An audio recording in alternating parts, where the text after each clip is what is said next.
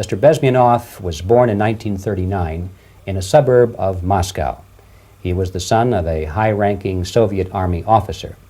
He was educated in the elite schools inside the Soviet Union and became an expert in Indian culture and Indian languages. He had an outstanding career with Novosti, which was and still is, I should say, the press arm or the press agency of the Soviet Union. It turns out that this is also a front for the KGB. He escaped to the West in 1970 after becoming totally disgusted with the Soviet system, and he did this at great risk to his life. He certainly is one of the world's outstanding experts on the subject of Soviet propaganda and disinformation and active measures. Well, you spoke several times before about ideological subversion. That is a phrase that I'm afraid some Americans don't fully understand. When the Soviets use the phrase ideological subversion, what do they mean by it? Ideological subversion is the slow process which we call either ideological subversion or active measures, активные мероприятия in the language of the KGB, or psychological warfare. What it basically means is to change the perception of reality of every American to such an extent that despite of the abundance of information, no one is able to come to sensible conclusions in the interests of defending themselves, their families, their community, and their country. It's a great brainwashing process which goes very slow, and it's divided in four basic stages. The first one being demoralization. It takes from 15 to 20 years to demoralize a nation. Why that many years? Because this is the minimum number of years which requires to educate one generation of students in the country of your enemy, exposed to the ideology of the enemy. In other words, Marxism-Leninism ideology is being pumped into the soft heads of at least 3 generations of American students without being challenged or counterbalanced by the basic values of Americanism, American patriotism. The demoralization process in the United States is basically completed already. For the last 25 years, actually it's overfulfilled, because demoralization now reaches such areas where previously not even Comrade Andropov and all his experts would even dream of such a tremendous success. Most of it is done by Americans to Americans, thanks to lack of moral standards. As I mentioned before, exposure to true information does not matter anymore. A person who was demoralized is unable to assess true information. The facts tell nothing to him.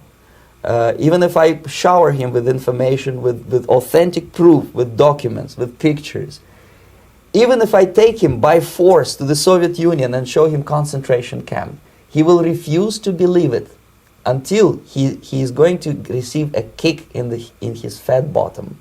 When a military boot crashes his balls, then he will understand, but not before that. That's the tragic of the situation of demoralization. The next stage is destabilization. This time, subverter does not care about your ideas and the patterns of your consumption. Whether you eat junk food and get fat and flabby, doesn't matter anymore.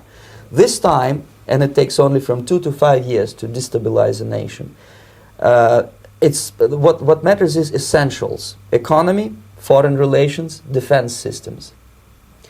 And you can see it quite clearly that in some areas, in such sensitive areas as defense and economy, the influence of Marxist-Leninist ideas in the United States is absolutely fantastic. I could never believe it 14 years ago when I landed in this part of the world, that the process will go that fast. The next stage, of course, is crisis. It may take only up to 6 weeks to bring a country to the verge of crisis. You can see it in Central America now. And after crisis, with a violent change of power, structure, and economy, you have so-called the period of normalization. It may last indefinitely.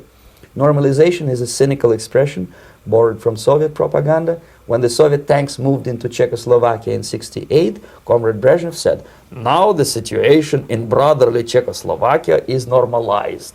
This is what will happen in the United States if you allow all these schmucks to bring the country to crisis. to promise people all kind of goodies and the paradise on earth, to destabilize your economy, to eliminate the principle of free market competition, and to put a big brother government in Washington, D.C., with benevolent dictators like Walter Mondale, who will promise lots of things, never mind whether the promises are fulfillable or not. Your leftists in United States, all these professors and all these beautiful civil rights defenders, they are instrumental in the process of the subversion only to destabilize the nation. When their job is completed, they are not needed anymore. They know too much. Some of them, when they get disillusioned, when they see that Marxist-Leninists come to power, obviously they get offended. They think that they will come to power. That will never happen, of course. They will be lined up against the wall and shot. But they may turn into the most bitter enemies of Marxist-Leninists when they come to power. And that's what happened in Nicaragua. You remember most of these former Marxist-Leninists were either put to prison or one of them split, and now he's working against Sandinistas.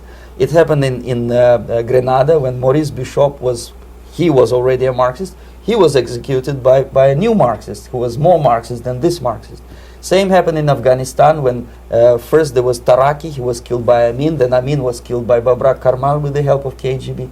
Same happened in Bangladesh when Mujibur Rahman, very pro-Soviet leftist, was assassinated by his own Marxist-Leninist military comrades.